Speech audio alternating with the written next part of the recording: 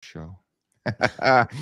What's up, ladies and gentlemen, and welcome to another Real Estate Uncensored, the live Friday show. We've got some amazing guests here today. I'm filling in for Mr. Matt Johnson, who is hanging out in Middle America, and Greg asked me to jump in here just in case he has some technical issues. So I'm going to kick off the show, ladies and gentlemen. We are here today with Matt Chick from Impact and his assistant Jeremy. Oh, you fucking ass. Nicely done. You prepped him, huh? I love you, bro. That was awesome. So fucking That was great. That one caught me off guard. He wasn't ready. Do they know the whole story behind that? I told him a little bit how we kind of go. Whoever gets to talk first kind of introduces the other one as assistant. That's what you get for being fucking 20 minutes late today. Amazing. All right, so we're here with Jeremy F. here, and these guys are from Impact, and Impact is a emerging kick-ass company out of Gilbert, Arizona. We wanted to go ahead and bring these gentlemen on the show here today, guys, to go ahead and talk to you about some of the amazing results that they've had. We're looking at 2020 while everybody else was looking at a dumpster fire. These guys were in the fire taking shots down range, right? We are looking at over 210 retail units turned for $72.5 million, 22 flips, 20 wholesale deals, and guys, they're on track to hitting 300 retail transactions here in 2022, and they're picking up 8 investments just about every single month. So only been in the business for just under 4 years, Impact for 1, and today they're going to go ahead and share how in the hell they did this, what works well for them, all of the marketing, how they got their start. So it's going to be a really badass show, and take out your pen and paper, ladies and gentlemen. But before we get going, Mr. Matt, why don't you introduce yourself and say hello to the world? What's up, man? Has anybody ever told you got like the perfect voice for this? Shit, like I'm almost. Is that why? I think that's why he's here. Like I'm almost a little jealous of how good your voice is. You know, really what's does. funny, He Matt? really We does. talked about that last night. We were on the show, and I said to my sidekick, I go, he's got a fucking good radio voice, right? And Brian said, yeah, he's got a great radio face too. Yeah. Yeah. Well, like you said, my name is Matt Chick, co-owner of Impact Real Estate. Like you said, been in business for about a year. We're really, really purposeful in making sure we're not one-dimensional. Our whole goal is to teach agents to be multidimensional. And what I mean by that is that we're purposeful about teaching people about the investment space. How can we go take care of our clients when they're our clients? And then how can we take care of ourselves and generate real wealth through real estate? So super excited to be here. This is one of the best podcasts out there. So I super honored to be on it. Hey, I cannot agree with you more when it comes to one of the best podcasts out there. We literally are one of the top rated podcasts, Yeah. and you guys with your build, what you have built and what you are building, I am so excited to have this conversation because I have literal notes written down on kind of what I want to ask you guys and really go deep on this, because a lot of folks out there, my father, who's been doing this for 53 years, in 3 different states and a broker, which everybody who's ever listened to the show knows that. You know what? He told me one day, he's like, Greg, we should have bought every property that we sold. And I'm like, Dad, you are a fucking moron. So I want my commission. And I look back on that conversation and I'm like, fuck, he was right. He was right. Dang it. You know, I did that. I did that wrong. And today we're going to learn from you gentlemen who are just crushing it in this industry, kind of where we're going to go. But Jeremy, we haven't met you yet. So introduce yourself. My name is Jeremy Fust. I saw, Jake, that you heard that you didn't even try to attempt my last name. You just called me Jeremy I was thinking F. about it. Oh, God, no. I don't know if that's insulting or kind, but it's No, Jeremy Fust. I'm dyslexic and ADHD, and so I'm going to fuck up your name. So that's why I just said Jeremy. And I'm like, I can get that out of my mouth. Okay, let's move forward. There we go. Been in real estate about 3.5 years. Me and Matt partnered about a year ago, like he said, created Impact. And really, like what he said, we just try to create multi-dimensional agents who can walk into a situation and monetize a deal, help more people out with unique situations. Just kind of depends on what's going on there. And we're a big believer in just being authentic to who you are as a person, and kind of going against like the stereotypical, you gotta be buttoned up and look a certain way or talk a certain way. Like we really want to be authentically us. And so we've kind of built a culture around that on the team, and it's taken over, you know. I mean, it's something that it really scaled quicker than we expected. doing 1 year in business with Impact, and I'm just super fortunate to be here with you guys and excited to dive into this conversation. You know, the cool we always thing say about too, this- like every time we're on a podcast, if it's not your best fucking episode, then we walk away pissed, right? Yeah, we So want to be good. like fuck we yeah. want to make sure we Deliver. go deep into whatever the hell you guys want to talk about, Yeah. and just deliver. Well, the funny fucking thing is value. about being authentic. Those ladies and gentlemen who are listening to us, not watching us, every one of us has a beard. The three of us are wearing baseball hats and sweatshirts, and you know what? It's an amazing thing when you're authentic to who you really are, and stop trying to be something who you're not. People will gravitate towards you in a very short amount of time. I actually have I have 2 pilot video shoots I'm going to be doing, and they're like, well, can you shave your beard? And I'm like, no, not shaving my fucking beard. Nah, then this is not going to happen. This is who I am. This is the way I'm going to roll. I got my baseball hat, my sweatshirt, and I'm good. And I think a lot of the times, gentlemen, Matt and Jeremy, I want you to weigh in on this. People get caught up on being something they're not. My good friend Stefan Adika, when he went on his first listing appointment, he's an ex-rocker. Literally, his best friend's the drummer of Kiss. He has a big old 805 tattoo on his hand, and he put makeup on his hand to look the part of a real estate agent, and that didn't go well. I think go well. Well, I think the challenge is anytime you really cover up who you are, it could be physical, your physical appearance, your moral, your ethical, whoever you're trying to cover up, man. People see through that shit. Like, if you have a facade and fake, like regardless, even if you have the best intentions, if you're fake and not authentically you, people will see that you're not real. And in today's day and age, like social media has changed the game. People really want to know who you are and what you're about. And what we tell all of our agents, like, listen, you don't need every fucking transaction in Arizona. You need a portion of every you only need a portion of transactions. Like, you don't need all, the 100,000 transactions that's going to happen. Like, we just need to go find the portion that you can go get, and the people that resonate with you, that's going to be more than enough business to provide for you and your family. And you're probably going to have the most amazing life ever. So, fuck everybody that doesn't like you. Love on yourself. The problem is that we're willing to shut ourselves down on who we are and almost deny our truest of forms to go please other people. And I think that's the biggest challenge with the world. You have to be you. And if you can't look at you in the mirror and say, man, I love who the hell I am and what I stand for and how I do business and, my morals and my ethics, I think that that's when you become, sick in your own head because you're disgusted with who you are. Well, especially like in real estate, right? Because there's such the stereotype around it. People are watching HGTV, selling Sunset, all that bullshit. They have a certain mindset around what a realtor or a real estate professional is supposed to look like or act like. Yes. And it's just not true. And so, like, I know when I jumped into real estate 3.5 years ago, like, I did that, right? I was wearing button-up shirts. I was wearing nice shoes and all that shit. And then I realized, like, this isn't what people need, right? They need you to solve problems for them and listen to what they are and just go out and deliver value to your clients. And that's what's most important. Yeah, it's 100% is what's important. I mean, everyone who's listening, Matt and Jeremy both look like bikers. Like, I was late to this show because I left a listing appointment. It was a referral I got yesterday. Never met him before. This agent called me from California, said, hey, do you want this referral? Like, I was dressed just like this. Never met him. Like, I'm very comfortable walking into an appointment. Like, dude, I 1,000%. I listened to $5 Million Home wearing jeans and a t-shirt and a baseball hat with Vans on. Yeah. And we talked about, trucks. We talked about gas stations, and we talked about land and race cars, by the way. And I took the listing and I said, hey, look, when do you want to get on the market, yesterday, today, or tomorrow? He's like, today. I'm like, great, I'll send the paperwork. And it's being authentically you. So when you guys are listening to this, Matt and Jeremy literally look like bikers, and I love them for that because they own that. Jake is an ex-veteran, or is a veteran in the military. Gene is an ex-porn star. Wait, can I say that on the air? X.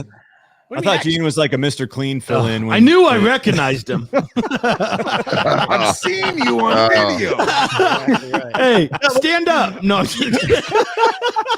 can't. I don't have any pants on. He's like, I'm already leaning forward on my third leg. I'm fine. Here's what I want to say. That you guys said a couple really good things, and I think that what Jeremy just went through is the result of what's going on in the marketing space and social media, right? Like, 10 years ago, people were looking for the real estate agent that had the cufflinks, the 50-year-old guy with the slick back silver hair, nice watch, getting out of a Mercedes. You see that online now and you're like, bullshit, right? Like for the most part, like the people that are in the weeds, like I've invested in 100 properties. You don't go into the basement of some of these properties dressed in a $3,000 Armani suit. Like that's not what's going on in the real world. And I think now that we have that access and the vision into other people's worlds, we're like, listen, I'd be more interested in you and your services if you were just fucking straight with me. Like, I don't need this show. What you're rocking a Lamborghini, I don't care. Can you sell my house for top dollar? Like, I don't give a fuck about that. I actually just saw a video today where this guy's on stage coaching agents, and I can't remember who it was, and he must be a big shot. And he's like, I want to see the watch. I want to see the Rolex. I want to see that you can fucking get deals done. You know who it is? Bradley. Yeah. I'm like, no, that's all. It's over. I don't like. Yeah. I'm done with it. That's it. And see this. This is me, man. People make fun of me. Black V-necks, Lululemons, Air Jordan 1s. I do all my presentations like that. You wear Lululemon? Hey, I got a Lululemon shirt on underneath this. Oh my God. Yes. $29 t-shirt from a big and tall store. So Matt, here's what's awesome. Shit, man, I shop at Costco. So damn. No, these are $5. It don't fit me. Dude. Yeah. My shirt costs more than a fucking Lululemon shirt because there's too much material. So here's the funny story about what Gene was just saying is there was a story years and years and years ago about an agent that was up in the Northwest in Washington, and he rolled up in his fancy ass Mercedes. I mean, this thing was bling bling, everything, right? And he gets out and he walks into this house, and the guy goes, "Hey, nah, bro. You don't need to come in here. It looks like you're doing just fine. You can go sell another person's house. I'm going to get someone who looks like me." And he goes, fuck. And he goes down to the Chevy dealership that day, buys himself a Utah. Boom, done. Drove it, sold the Mercedes immediately. I used to have an S550 Mercedes as well, and I got the same responses. And now I have a Jeep. Dude, I love my Jeep. And you have to relate to your clientele. You have to be relevant. But I want to get in with you guys. Jake, you're being listen. I think I would even push that further. Like, oh, good, do maybe your clientele does respect the Mercedes, and you love the Mercedes, and that's totally fucking fine. Right? Oh, no fucking way, dude. It cost me $700 every time that damn wheel busted. No, fuck that. But I even noticed, like, though, in the my last 3 listings were over $1 million, right? So like, and I took them riding a fat boy. Like, so it doesn't matter. I think what matters is across the kitchen table, can you give legitimate options and can you speak at a high enough level? Like, even with affluent people, with you're doing a $1.5 million, $2 million, $3 million home with affluent people, as long as you can, if you have a good mouthpiece and you actually understand and can create services around their needs, like there's no reason you can't do business riding or driving or looking or doing anything, because if you actually know the game and you actually understand real estate and you actually can do a good job, it will convey in your passion, your excitement, and who you are across the kitchen table, and people will fucking hire you. Matt, I want to go deeper on this. I know Jake and Jane. Hey, Jane. Jane, that's your new name. Your name is Jane today.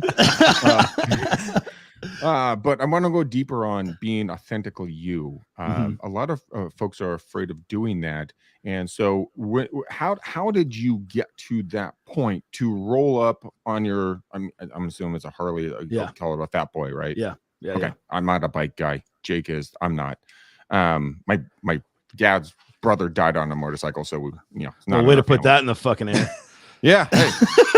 Dun, dun, Just dun. gotta throw it out there. So I ride full time. That's my daily driver, dude. Okay, so that's the point. So you can say, hey, look, I'm going to be rolling up on my fat boy. I'm gonna be wearing boots and jeans and some leathers. Are you guys cool with that?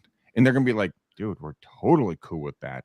But walk me through how you got to that point, because so many people are petrified of going to that point, because we can't, in our minds, we've been taught on all media sources that we have to be high and tight, $1,000, $2,000, $10,000 suits, the whole thing. How did you get to the point where you're like, go fuck yourselves? I'm going to roll up and be me. And how did that conversation start with your clients? Yeah, I think, oh man. So the problem, I'm going to go so it's on the deeper side here, right? I think first of all, you have to identify who it is that you want to be in and what it is. But if I'm honest with you, man, I played fake for a long time. I came from the car business. I ran 4 dealerships, 55 employees. The owner, the CEO of that company told me, hey man, you need to dress up every day. I was wearing button downs and slacks every fucking day. And I absolutely hated it. And I didn't feel like I operated at the highest level when I was dressed like that because I was uncomfortable, right? Yeah. I was uncomfortable in the clothes because I felt like it wasn't me. That's not how I was raised. I came from dirt fucking nothing, poorer than shit, boiling water on the stove. Like, I got into the drug trade at 15. Like I totally different life. So for me, it was. So you're a biker. Yeah. Well, I don't do anything illegal anymore. But it was, who is it that I want to be?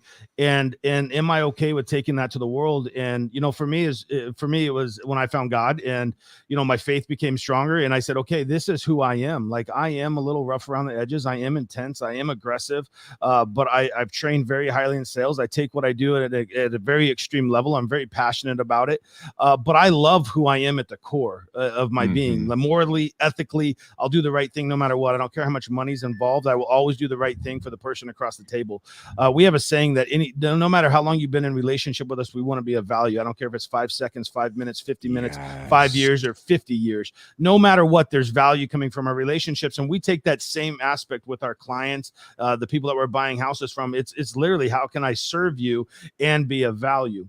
But when, I think the switch has to happen is when you stop caring what everybody else thinks. Yep. And that was hard. I had a lot of people close to me that told me that I needed to look, act, and be a certain way. I still have people that challenge me with my intensity because I can be a very intense person.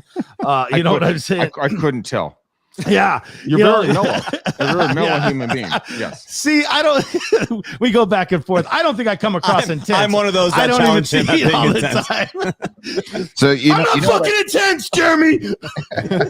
So here's what I love about this, right? And I've been sitting back quiet, ladies and gentlemen. So Sarge's corner hasn't really come out yet, but we talk about this all the time about you have to understand that being authentically you is okay. So if you're comfortable in a pair of boots and some jeans and a nice collared shirt, or if you feel comfortable getting dressed up, it's okay. Just be you. But you have to get past that. Those are barriers that you put on yourself consistently, right? So once you get past it, you have to focus on being of service.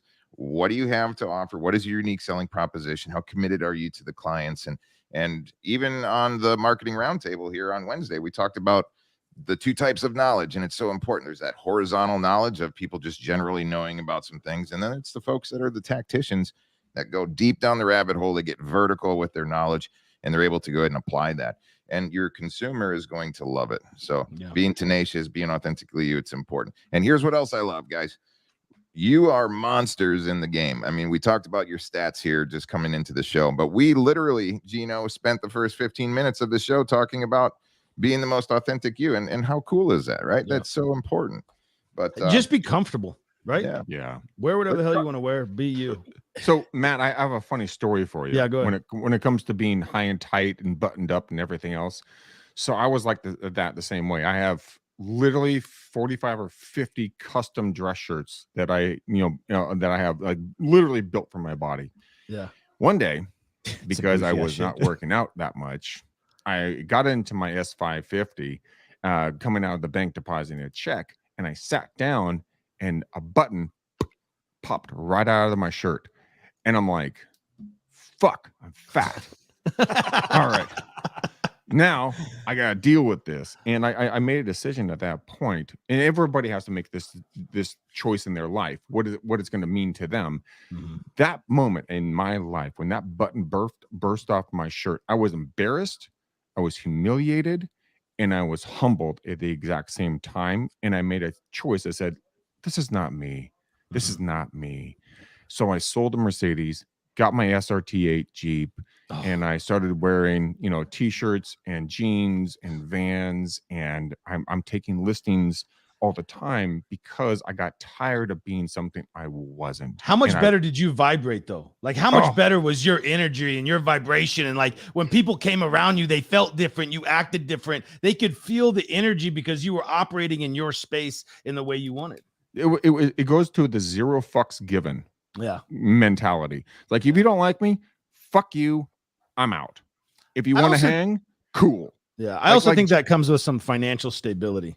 Yes, it does. Yes, it does. But you can also be broke as fuck Yeah. and still have that mentality. I went down to $2.33 in my bank account, a total net worth of $35. And I was the most comfortable at that point because I was happy with who I was and I knew I could build something back. Gene, stop smirking at me. No, I got to ask a question. I mean, that was a deep story, Gene, and you're over there fucking laughing in the Listen, corner. I've heard it a million times, but it just dawned on me. It just really dawned on me. I have to know this. Like, what did you put on your asset sheet that was worth $32? You said your net worth was 35 and you had $2 in the bank account. I think What the asset fuck sheet was just it? crumble up. You don't even do the Was it math. like a fish tank? You had like a no. pet goldfish that you carried with you everywhere? No, the best part was I was freaking out. I was laying in bed at $35 net worth, $2.38 in the bank account, and I'm like, holy fucking shitballs! What am I gonna do? And how am I gonna pay my bills? Then I remembered I had traveler's checks, so I had $400. I just tripled and quadrupled my net worth right there. Boom. Hey, I Boom. tell you what, guys. I mean, to be able to live in a mindset of scarcity sometimes is the most powerful fruit of your soul, right? And I always say, all I really ever need is what fits in the saddlebags of my Harley. So everything else is a blessing, right? But I'm perfectly fine with a tank of gas and what fits in the saddlebags of my Harley. Watch me go. Yeah. No J brakes. You know what I mean? So being blessed and unstoppable under God, just be of positive service. Yeah. I love this conversation, but I want to cut into the business transactions of impact, because we have a lot of folks that are coming in here. They heard the opening. I mean, the numbers are staggering. How did you guys get your start? How did you roll this thing up in 2020 to 210 retail transactions, 22 flips, 20 wholesale deals? What in the hell does that feel like? And what kind of support systems do you have? I mean, kind of round this out a little bit. So there's a lot of folks that are kind of starting. They might have 10, 15 transactions a year. They're learning from their brokerage. They're trying to get pace here. And what would be some advice? Kind of give us the story, guys. What do you have to offer to the world? I think it's luck, maybe. We stumbled into it. No, you got to make it sound way better than that, dog. I mean, so Impact started again, like, and I'm going to tie in the previous conversation to this. Impact, the intention of it was to build something unique and special and attack the business in a different mindset, which is to be yourself. And that was super appealing to a lot of agents coming in, because they had that mindset that, hey, like, I don't really know what real estate's about. I watch HGTV and I'm going to jump in. And so a lot of times they come into the office for the first time and they're buttoned up and they see us and they come upstairs to our office, which is super unique. Like, to give you a quick little story, a little side tangent, when we moved to Keller Williams, they put us in this little booth downstairs, like a little bullpen downstairs. And we were like, hey, just to let you know, like, we're a big team and we're loud and we celebrate and we scream and we swear and we do all that. And they were excited, right? And they're like, oh man, it's going to change the culture of this office. We're super excited. Well, it took about 2 months and they were like, okay, we didn't understand what the fuck you guys were talking about. So we're going to build out the entire attic, which was storage at the time, and it's going to be your office. And so we have this super, like, if you could see where we're at, like, we got screws coming through the ceiling, like, it's grungy as shit. And so they came in, they put some cheap ass carpet down. We got electrical, like, all over the place. And so this is Impact's office, and it's the most square footage, but it's grungy as shit, but it's unique. We have our own refrigerator up here. We have a bar up here. And so agents come up here and they feel this culture.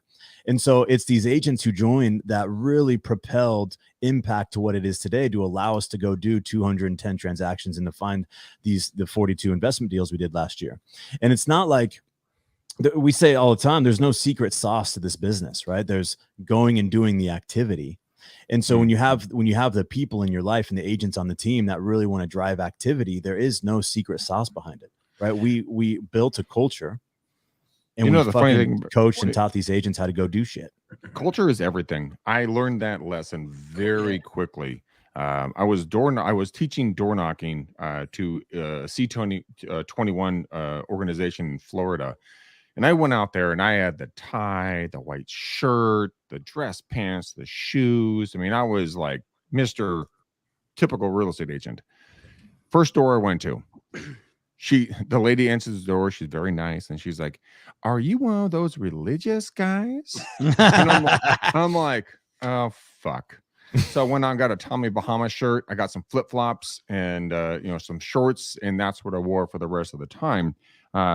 The thing I want to talk about is like you were saying, Jeremy, is the fact that you have a culture. I was at a brewery a year ago, and I walked in the back to use the bathroom, and I found that they had a full-blown podcasting studio with 4 mics and cameras and deaded. The whole place was deaded. Which, if you guys don't understand what deaded means, it means that you reduce the sound. And I was like, "Holy crap! How would anybody know about this?" And they said, literally, "This is our culture. We do 4 or 5 podcasts out of this place on different platforms." So for you guys, what kind of a culture are you building? Because I mean, we all love beer. Let's not get that wrong. We all love either motorcycles or some sort of fast car. And Gene's drinking a beer as we're talking about this. How did you build your culture, and how long did it take to attract the people that want to be a part of your environment? I think it happened super quick. Yeah, so we're super purposeful about recruiting, about bringing people in. Like the culture that he talks about, it's a culture of excitement, fun, and entertainment. But it's also a culture of hey, we're going to dive deep into your business. What does that look like? Okay, now we have 5 lead gen levers. 2 are non-negotiable. You got to be on social media. You got to work your sphere. 3, you pick. We'll teach you how to do those. Okay, what is the activity level? Here's the accountability behind it. Here's our sales manager. Our sales manager is going to touch you every 2 weeks. So we've created a system around it, but the culture really came, and I'm gonna have Jeremy share this because he created them. But what we call impact laws, and we talk about our impact laws every team meeting. And the impact laws are kind of the base of our culture, and then from there we drive production. So there's like this combination. Like Jeremy's kind of the feeler, keep everybody together. Then I say, okay, now how are we going to drive revenue, right? And the revenue comes from getting agents into production, getting agents in the lead gen activity, getting agents to working their database, getting the agents to putting it into the sphere so we can work their database, and making sure they're doing the activity with the sales manager role. So I would say the baseline of our culture is our impact laws, and I'll let Jeremy show those because he's good. Yeah, just to kind of to riff off that, like a big part of our culture is like we have fun, we make sure we're authentic to us, but we keep the spirit of entrepreneurship alive inside of real estate. And so a lot of times within real estate, you plug in, especially with a KW model, you plug into a machine, right? And you're there at 9, you hit the phones until 1, you do this, you do that, you do this, you do that. And if you don't do it, you're not allowed to be on that team, or they're not going to recruit you, or they kick you off. And so that's illegal, right? To what? To have them make you do that if you're not a W-2 versus a 1099. Oh, so I can see that's that. very interesting, but I love to hear your story. Keep going. I'm not about to dive into law, dude. We'll defer to our lawyer. And so we understand people jump into real estate because they want to run their own business, right? They want to be their own boss. They want to do what they want to do. And so how can we build a culture and a system to provide and support agents who really want to be diverse and do other types of things? And so the 5 lead gen levers Matt was talking about is one of the first things you do once you commit to joining Impact is we figure out how you're going to find business, and it's up to you. And so we have 5 lead gen levers. 2 are non-negotiable, and that's your sphere and that's social media. You got to play in both those spaces, not necessarily at a high level, right? But it's a quick way to jump into business and start doing deals. But the other 3 are up to you, and it could be dialing, it could be knocking, it could be going to events, it could be open houses, it could be doing whatever you choose and you envision your business running in that direction. Like, let's go. And how can we build a support system to get you to where you want to be and hit the goals you want to hit? I want to pass it over to Gene. Gene and Jake, I know you guys have a lot to bring into this. Gene, go ahead, because I have so many questions for these two gentlemen. A statement, and then so Jeremy, I want to actually challenge you on something you said earlier, right? Let's go. Ooh. Yeah, no, and not in a bad way, right? You guys, like you said, there's no secret sauce, right? I feel like there is one secret sauce when you're dealing with the general public, and that's, you guys have heard of BDE, right? You know what that is? That sounds like something on a porn site. Well, So it's Matt Chick literally- probably knows that. Yeah. I know what BDM. No, I'm just kidding. Not BDM. No, but it literally stands for big dick energy. Like that's what it stands for. Yeah. And I've what never heard that. No, I'm just kidding. You never heard that before? This is a joke. His wife basically certainly what- hasn't told him that. Yeah. So basically, what it means is swagger, right? Like your Yeah. swagger and your confidence in yourself and what you have. It doesn't have to do with your anything, right? It Yeah, could we be got it. You got it, right? I don't want to have to say it too many times. So it's You not a wanna go direct into detail? correlation. There's kids listening, right? But there's an energy that's created when you're in that bullpen, right? Like, and I get it that the F-bombs aren't for everybody, and sometimes there's women around, and there's kids, and you got to be careful, right? But there's an energy and an aura that's created from. I do think having authentic BDE is a thing. You see the swagger. There's just guys that don't give a fuck and they're good at what they do, and they rain down on people with their love and their knowledge, and people are attracted to that. So like for me in our business, I love what you said at the beginning. Like you're just trying to, so Brian and I, who's my sidekick, these guys know, when we get into somebody's world, we want their world to be better because we were in it, and we're confident enough in what we do that it is going to be better as long as they listen to what we're doing and they roll with us. That's a big deal, right? So Jeremy, I want to go back on that and see if you agree. But where I really want you to dig in is you rattled off some super important things that your agents that are non-negotiable, right? And there was like 4 or 5 or 6 of those things. And really what I want to get into with you two guys is, if I said to use, you got to pick one, they're all gone, right? Like in order for your business to thrive moving forward, all those impact things you have, you can only choose one for the rest of your life. And I want to know, what's the biggest needle mover for your business out of all those things? You guys together. So you mean like if we were to prospect, is that what you're referring to? Yeah, Like I go think find so. deals? Like you were saying, when they come in, like social media and Sphere are non-negotiable, right? Yeah. Like what are That's an what's interesting one thing? question. What's one thing that you, of all those tools, if you had one, That's tool interesting because we're gonna have very different answers. We are going to very different. Very different. left, answers. I'm excited. Fantastic. Who wants to go first, Jeremy or Matt? We'll let Jeremy go first on that one. So mine for All right. sure is social media. That's how I grew my business. Social media, and that's where I So- still play, and that's where I do a lot of things to propel our business forward. So what were you doing on social media to grow your business? So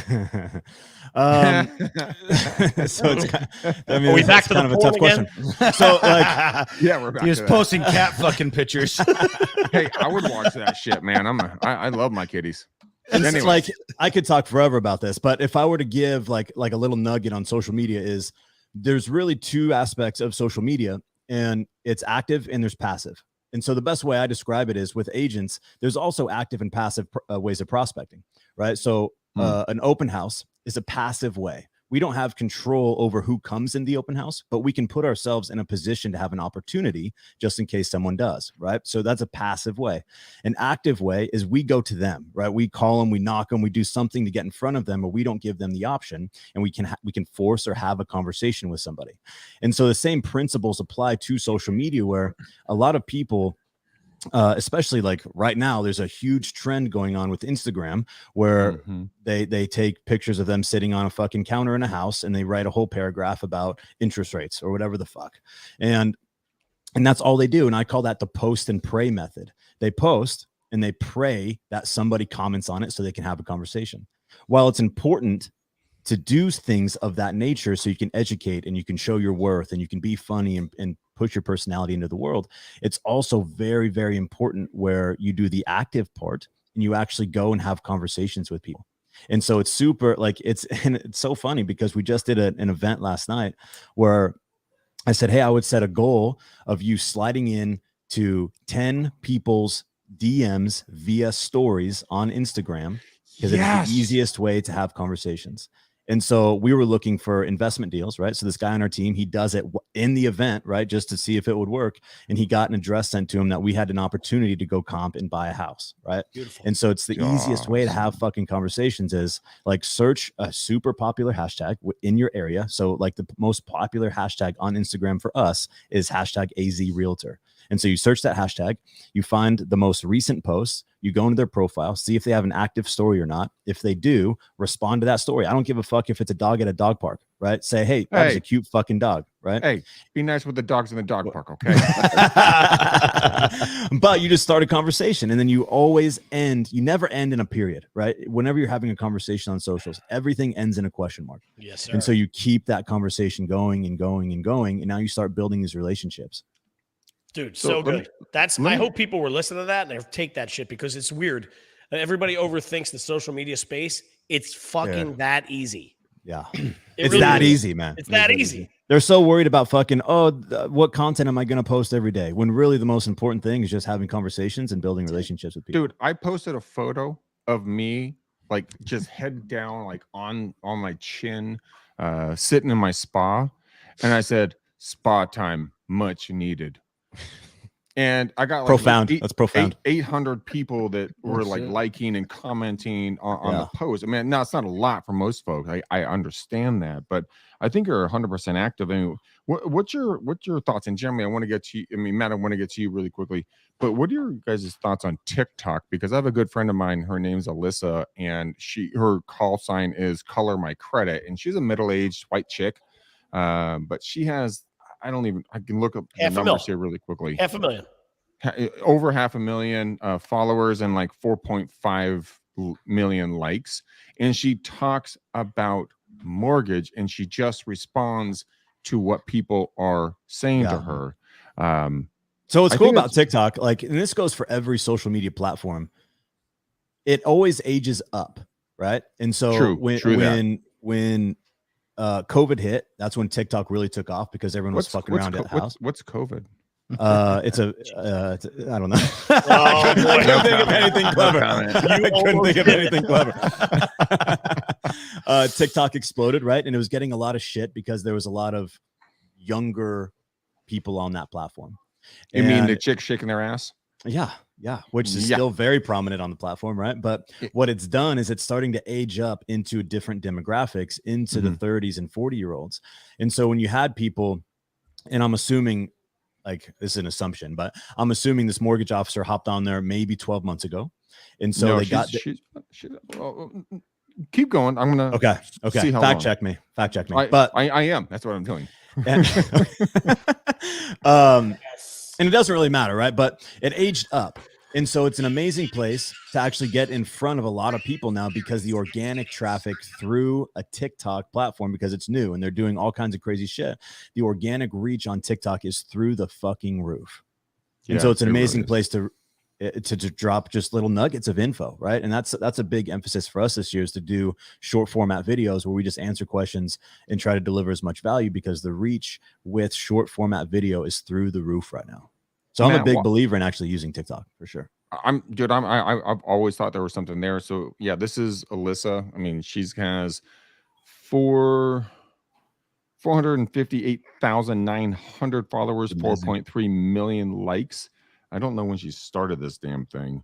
You know how much business she's generated from it? Oh, tons. And the reason that what she's doing is she's going and she's marketing to the kids, not the parents, because the kids will learn how to do credit, and then they'll tell their parents about how they're learning about finances, because it's not taught in school. Well, you see it all the time with TikTok, because kids are learning all this random shit because it's short format, and then parents go, "Where the fuck did you even where'd you learn that?"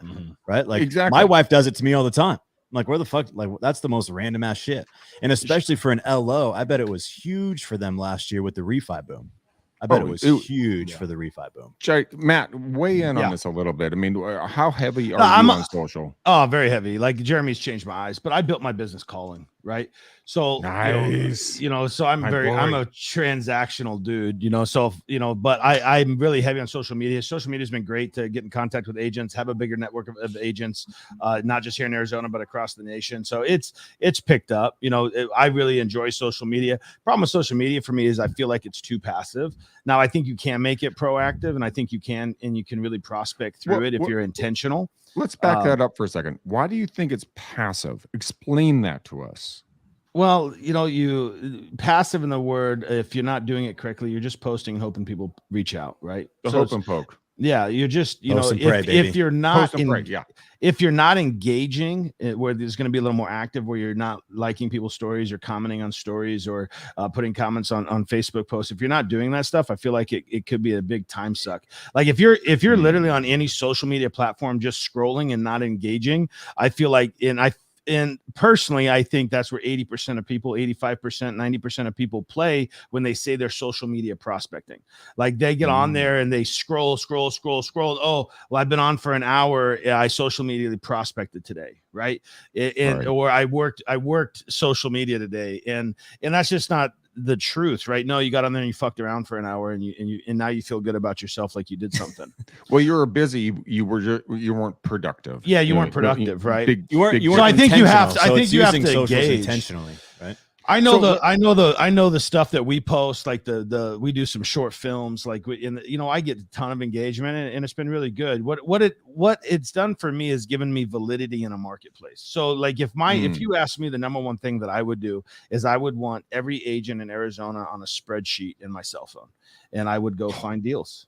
That's what I would do. I would call, and I would make $1 million in a year. You know what I'm saying? Like I would go and I would bang the door, and then I would use social. I'd push them to my social so they would know it's like they know that I'm good at what I do. But I would literally cold call every agent looking for investment deals for the next 365 days, and I would make a ton of fucking money.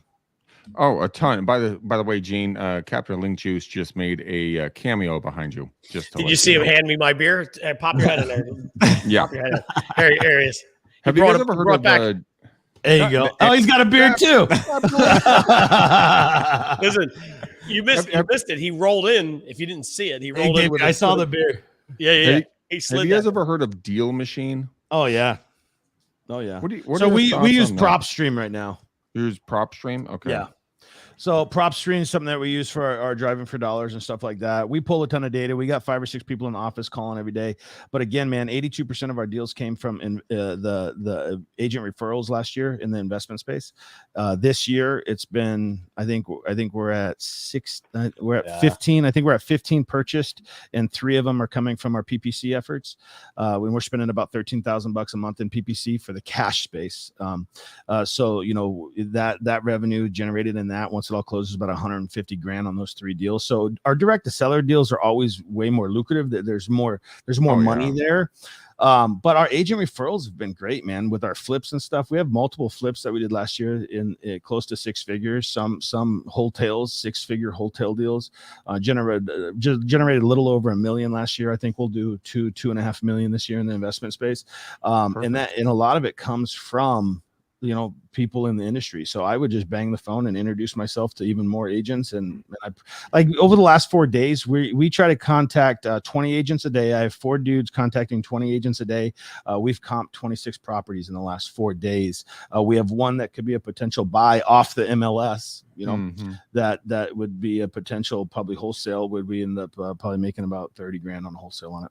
Jake, I want to get you to weigh in on this, because I know that you and your team members, he's at about 80 team members right now in his company, and they are doing a ton of that. Jake, how would you push that out to additional agents so they can do what Matt and Jeremy are doing right now? I think it's fantastic, right? A couple of big points that went ahead and just jumped out. Jeremy, when he was talking about prospecting and engaging on social media, he was always with that question mark, right? Mm-hmm. Never end in a period, always end in a question mark. And you guys have heard me at the marketing roundtable talk about, hey, if you wonder why your cousin isn't like texting you back, it's because you probably didn't ask a probing question, right? Yeah. So just keep the conversations going until it formulates. So I think that's really a huge point. One of the things that Matt went ahead and said is, hey, you know what? We've got a $13,000 a month bill that we're investment that we're putting into advertising dollars to gain exposure for our business. And that's important. So most of the real estate agents that are sitting here, you guys have to get into the game. Once you have that unique selling proposition, get into the game, put some gasoline, advertising dollars to go ahead and gain exposure, see what works well. If it's not working well, pull it down, try it, and then try again. And it was scary, right? Like we've never dumped this much money into marketing before. And like actually pulling the trigger on it was like, holy fuck, like we got to make sure we're committed. We got systems set up, like we're ready to fucking go. Yep. Because what if it does fall on its face? Yep. And now we're committed because we understand, like, once you actually pull the trigger on a PPC or any type of internet driven marketing, you have to give it an opportunity, right? Like you don't run it for 30 days and you don't get shit and then you turn it off. And so we knew if we're going to commit to 13 to 15 grand a month, like we got to give it a 6-month runway. And what if it comes up nothing, right? Like it was a scary leap for us because we've only been in it three years, right? I mean, we're not fucking ballers, right? Like we're still trying to build a business. And so pulling the trigger on that was a scary fucking thing. Yeah. It should be scary. It really should be scary.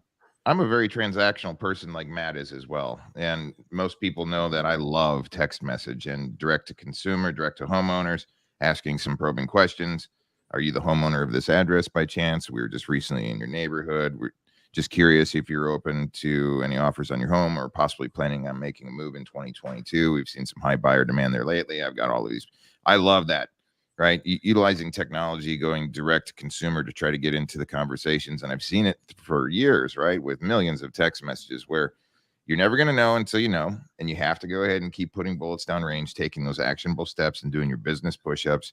And you're going to find people, right, that have intent or are curious about the offer on their property because now they're sitting on top of this huge equitable position that they found for, over the last 12, 18 months of what's been going on in our world. So, but, ladies and gentlemen, if you are just joining this show right now, I urge you to go back and kind of rewatch. Matt and Jeremy have dropped some amazing nuggets, and then really evaluate yourself, what you've done successfully, what you've struggled with, incorporate some of these things. These guys are from Impact out of Gilbert, Arizona. They've done a phenomenal job. They've gone through the punches in the trenches, and they're looking to establish relationships with everybody. So they're expanding their investment side of the world. If you guys have opportunities or looking to grow their markets, and they can actually partner with you and make some of the success happen. So that big takeaway here, guys, is the energy coming from this team is contagious. These gentlemen know what they're doing, and they live life intentionally, and the people that are around them are intentional. So I enjoy having these kind of folks in my world, and I look forward to creating relationships with both you gentlemen and seeing what I can do to help you stay blessed and unstoppable. Wait a minute. Hold on. There's another takeaway from this, and it's this takeaway. I'm going to have t-shirts made, and it's hashtag get you an assistant like Jeremy. Yes. Yes. Right? That's the worst fucking hashtag. I will fucking pay for the shirt. I got one. Oh my God, that is awesome. There's not a better assistant in the world, bro. I promise you. Oh God, no. And Matt, Matt and Gene and Jake are my assistants, and I love them to pieces. Yeah. And they do such good work for 12 hours, $12 an hour. It's just fantastically, good. Yeah, good I don't pay this one, Dick, either. I'm an overachiever. Okay, let's do this, guys. I know we're all tight on time. We're at 47 minutes on the show right now. Matt, I'm going to go to you because you're bottom left on the stream here. Give us something that is your number one thing you would tell an agent when they're getting into the business. How would they start and then produce? And then go to Jeremy, Gene, Jake. I would find something that you enjoy, that you naturally enjoy doing. Maybe you're not the best at it, but you like the activity, and then skill up like a motherfucker. The other thing I would be around is I would network so hard and be around people that are doing what you want to do. Like you have to be around people that are producing. This business is extremely difficult if you're doing it on your own, on your couch at home. Get around people that are doing it, but find something you naturally do and then build a skill set to do it. The other thing I would say is you're only worth what you can create. Our entire life, people have been putting salaries on us and they've told us what we're worth. But the truth is, if you can dream it, if you can, go after it, if you can put the action towards it, you're worth any dollar amount that you've ever sought out in your life. And it's absolutely amazing. It's absolutely possible when you start creating at a high level. So just believe in yourself enough to go through the bullshit and have the determination to run through the walls, because it's going to get hard. It's not going to be easy. But if you continue down the path and you stay consistent over time, you'll always get the result. And no matter what, you'll make it to where you want to go if you just have the right will and desire. Dude, you guys are definitely coming back on. Yeah, that was good. I can guarantee you that one. Love that. That's some legendary, amazing content right there. Jeremy, what's your what's your takeaway? So can you repeat the question, please? What kind of panties are you wearing right now? None. And that makes life all more fun.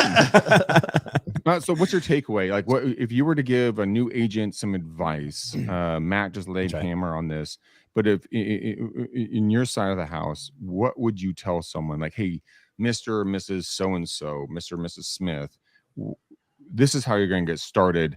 Where would you begin with that conversation? Got it. So I would to kind of riff on what Matt said. So we believe in 5 lead gen levers, right? And 2 are non-negotiable: sphere, social media. You got to work them.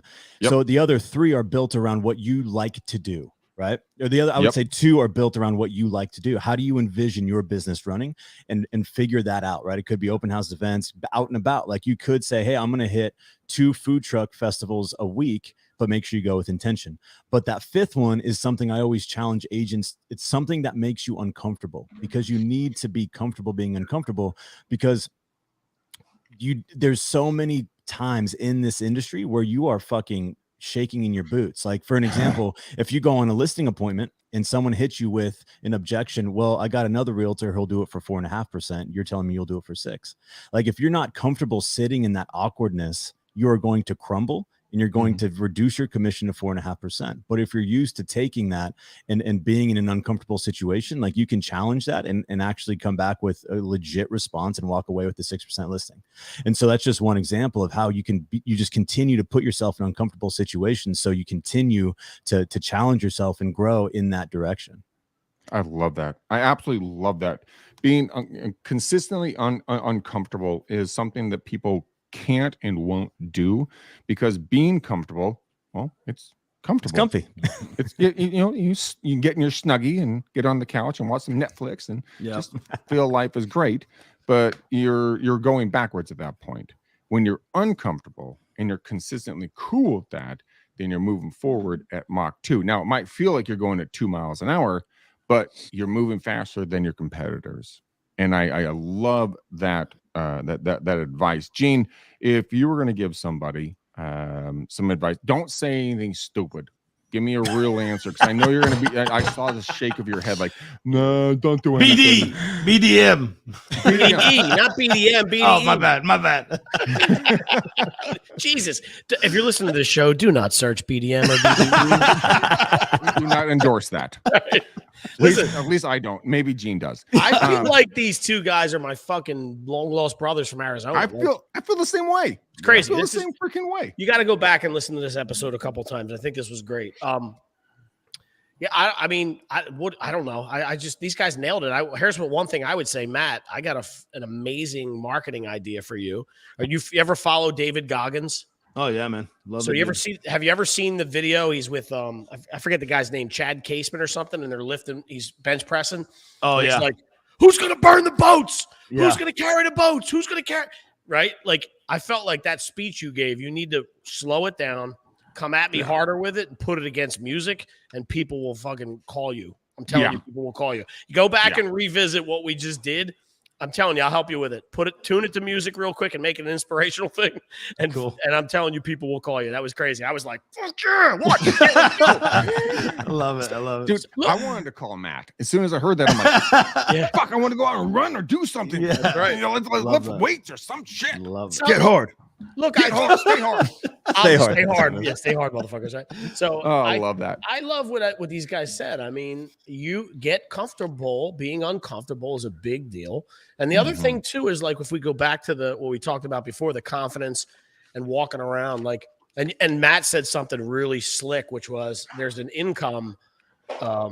There's something to do with income. Like, I always tell people, I qualify it, and I go, look, I don't want you to turn away business if you can't figure out how to pay for your kid's school next month, right? Like, dude, I say it all the time to agents, like, work so hard until you can fire your first client. That's it. Right? Like, work until you can fire your first client. Brilliant. And how liberating is that when and not like, listen, I'm not being an asshole, but I'm just going, I call it the phone test, right? So I get that call and I go, and when you do this, like, most people in my life right now, when the phone rings, I'm like, yo, what's up? I'm stopping whatever I'm doing. When you get that call, you're like, fuck, not this guy. Like that has to be an indicator that this isn't the space you need to be in, because everything suffers. Your energy suffers, your confidence suffers, your shoulders slump, you don't sell as well. It's important to be in a space where you're like, dude, I don't fucking care if it's Monday or Friday. I'm in all day because it's fun. And you got to find it. If cold calling's not your shit, you'll never catch me on the phone. I hate the phone. Hate it. I love the phone. I know you do. I'm not about the phone either, dude. Hate it, bro. I hate it. Yeah. And that's the biggest heavy in my world, is when somebody calls and they want to chat. I'm like, dude, everything we need to talk about has to be on text. So if I was a cold caller by nature, I'd make $1 million more, but I'm okay with it because I can't do it. I'm fine with it. So get in your groove, find your space, figure out what it is that keeps you like, yes, I'm excited. I want to go do this. Let's do this more, and then hone in on that and get better at it. Have you ever heard of the door jam test? Sounds painful. No. It does sound painful, actually. Yeah. So the door jam test is this. Gene, you talked about people with they slump over on their shoulders, right? They walk over, hunched over, and everything else. Try this for just a month or a week or a day. Every single time you walk through a door jam in any property, you have to do the up, back, down, rotation. Makes you stand up stronger. You feel more empowered. That's something that I've done for years. I'll tell you one thing, gentlemen, it is something that has changed my life. And it's purely because my mindset shifted, but it's because I feel more comfortable walking through life. But Jake Wolf, I would love to get your takeaways, my friend, because I see you twitching over there. And I know when you twitch, there's something intelligent that's going to come out of your mouth. Or cocaine, right? Oh, cocaine. Yeah. Well, welcome which to we don't condone cocaine, by the way. Welcome to Sarge's Corner Takeaway. Ladies and gentlemen, you guys are all executives now. All right. Executive is executing. It is a position of taking actionable steps inside of your business. So if you find yourself in a slump, it's probably your fault. Stop doing that. Okay. That's step one. Just accept it. Get out of it. You have to change the way that you look at life a little bit. If you find yourself in a slack tide and grass is growing under your feet, or you're not taking action in those moments, get uncomfortable with yourself and start lining up things to do. Be tenacious daily inside of your business, inside of the non-infinite life that you have. You're never going to get those moments back. You can't go ahead and jump in your time machine and come back to yesterday and pick up the ball and run with it from that point, right? So I would say, like, these guys are tenacious. So you have to just get organized, take actionable steps every single day. If those actions are working well, do more of that. If they're not working well, do less of that, but continually moving the ball forward, right? Just clawing for that every inch on the football field. So I would say what my biggest takeaway is this: once you find yourself in a mindset where you love your Mondays and you hate your Fridays, you're winning. All right. Everybody else says, oh man, it's Friday. Oh, me, I can't stand Fridays. Everybody, all my employees are like, oh, it's Friday. Have a happy weekend. I'm like, shit, it's Friday. Damn it. So I love my Mondays, hate my Fridays. Stay in action. Be blessed and unstoppable. You got this. Dude, that's badass. A lot of people, nobody understands that. That was good. Everybody looks forward to the weekends, but what about the other 5 days of your life? I mean, are you really going to be that pissed off about life? You follow Matt, follow Jeremy, follow Gene, follow Jake, follow myself. Look, we all have our own demons that we fight. Let's not be weird about this. Yeah. The one thing that we do understand as a crew is the fact that we love what we do because it brings us joy, and it's the art of the deal. You are you're a master, even if you don't know if you're a master at this point, of creating your own wealth. So ladies and gentlemen, go out there and be a creator, be incredible, whatever that looks like for you. But I have an incredibly important question for both Jeremy and Matt. Matt, we always put a bow on this show, so I need you guys to pick a color. So Matt, what's your color that you're gonna put on this show? Matt's like, fuck black. I'm fucking He's gonna say black. Dude. He's gonna say you black. put a color on it? What is that? What's the color signify? Anything or no? It's just your personality. It's just like whatever you. It's something funny that we do on all of our shows. So what's the color on the bow that you want to Man. put it on the show? I gotta go black, man. I have 7 of the same black T-shirt that I wear every day. Fuck, how did I know that? It's so weird. Fucking same shirt every day. I got 7 of them motherfuckers. Sweet. Jeremy, color on the bow on the show. I'm gonna go white just to be the opposite of Matt. Okay, I like that. Counter opposites. Gene. How can I do anything but all right, I'll go money green. How about that? Ooh, Okay. see, I almost did that one. Like that Money money. green. I feel like Greg's gonna say pink. Oh, I'm gonna go purple. Oh, I knew It's it the was gonna color be a of different kings, color. man. It's the color Just of as kings. gay. Hey, nothing wrong with being gay. Jake, color on the bow in the show. I don't know what to say, but there was a lot of gold nuggets on the show. So that's what we're dropping. Hey, fuck, that was good. That man. was good. That was good. That was good. The only one that had any meaning at all. That actually was really good. That was good. All right, so we're coming gonna in go gold smooth. nugget for Jake on that one. That is awesome. Matt and Jeremy, where can people follow you? Get in touch with you, be a part of you, get in touch with your organization, be an agent with you. Jeremy and Matt, where can they just touch base with you? So me personally, just Jeremy Fust, Fuhst. It's pronounced Fust. And then anything with the team, like we do a lot of events. We really try to be in front of as many people as possible. We have a saying that we say all the time. It's we don't need more money, we need more people. And so we just want more people in our world. And so if you want to connect to anything that we do, just our website's teamimpactaz.com. Team Impact Team Impact. AZ.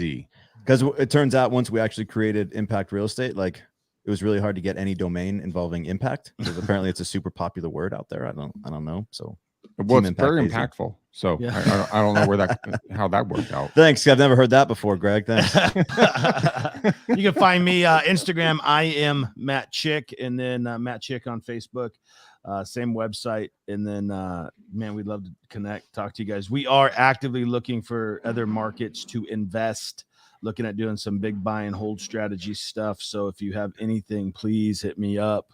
Don't care what market you're in. I feel like this show could go another like hour, Yeah. like Dude. no problem. I do 100%. And by the way, post show guys, we're gonna sit around and talk because Matt and Jeremy, I have some opportunities here in the East Bay in California that could really be something you guys might want to look at. Cool. Gene, I know where they can get a hold of you is GVI Media, and nobody can reach you because they should just know who you are, right? Nobody can reach me because I'm on workcation, player. Yeah, and using Right. your travel mic. Yeah. Your boys out in Sarasota. Listen, it's over here. It's on the thing, right? See it on the thing? GeneVolpe.com. Get to it. Get on your boy schedule. Go. Guys, do it. Don't hesitate. Jake Wolf, how do people reach out to you and become a part of the Clever Nation? Yeah, come on over to Clever Leads with a K, KLEVR leads.com. Enter your information because you're not going to miss the stuff that we're getting ready to put out on the market. And here, starting in the next week to 2 weeks, we'll be launching Real Estate America News, streaming on the REU Nation. So 3 days a week live news show coming up Monday, Wednesdays, and Fridays with my man Nick Sakis. And we are going to be dropping all the bombs on the real estate industry, bringing you the Real Estate America News. You can't say dropping all the bombs right now. I was gonna say. You can't do that. I can We say that. are. He can. Actually, Sarge can say it. Yeah, I can say that. Oh my God, That's you guys happening. fucking kill me. And yes, we have dropped bombs. We will drop bombs, and we're Knowledge going to bombs. keep dropping bombs. And all of you guys are listening to us. We love you to pieces. Thank you so much. Reach out to me at area code 925 915 1978, or just hit me up on Instagram or Facebook, Greg McDaniel, and let's have a private conversation in regards to kind of what we're doing behind the scenes with several of my good friends. Mr. Jake Wolf is one of them in regards to building our network with our new brokerage that we're building and the new moving company and everything else. But guys, gals, I want you to do two things for me. I want you to go out and I want you to give us a 5-star, not a 2-star review on every place that you guys go and listen to a podcast and watch podcasts. It helps algorithm get out there. And also hashtag Matt, Jeremy, Gene, Jake, potentially myself. We'll see how that works out. If you found any value, I loved this conversation, but we're going to put a black, a white, a money green, and a gold nugget bow on this show. So until next time, peace out, ninjas. We gone.